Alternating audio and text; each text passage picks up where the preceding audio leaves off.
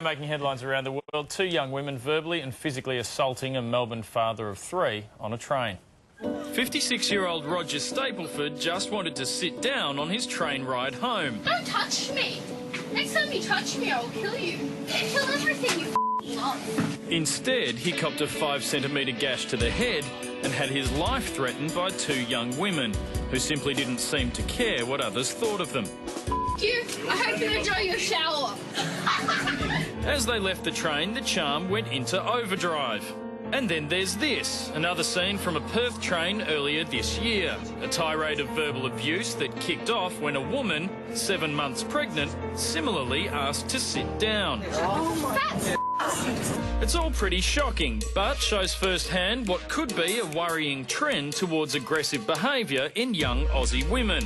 Now, the vast majority of violent crime is still committed by males, but over the last decade, the growth in female violence has far outstripped the boys. And you don't have to search too hard on the internet to find plenty of other examples of Aussie girls behaving badly. But it's not just violence. Females committing malicious property damage, engaging in offensive behaviour, resisting arrest and dealing drugs have all trended up in recent years. But at the end of the day, surely no one, man or woman, can justify the shocking crap that Roger Stapleford had to put up with on his train ride home. Hope you enjoy that.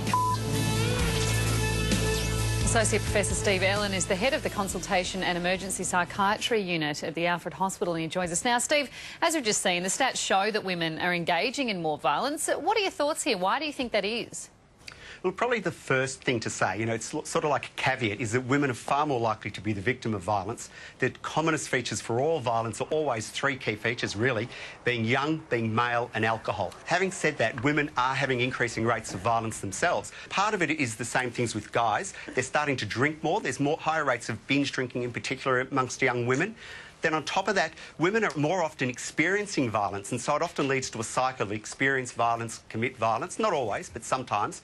And then the other thing that a lot of people wonder about is early childhood experiences. There's lots of evidence that the more you have a disruptive early childhood, in particular things like sexual abuse or witnessing family violence, the more likely you are to then do things in the future. So they're the sort of main directions people look at. The situation for poor Roger Stapleford there seems almost impossible. He could barely physically defend himself for the appearance of him getting physical with young women.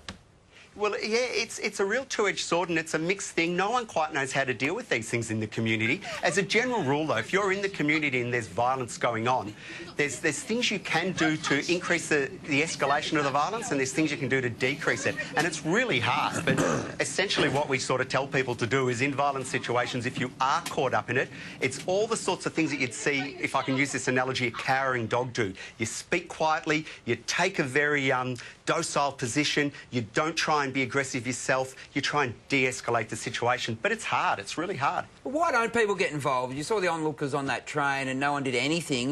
Is it just fear? I think it's a whole lot of factors. I think it's fear.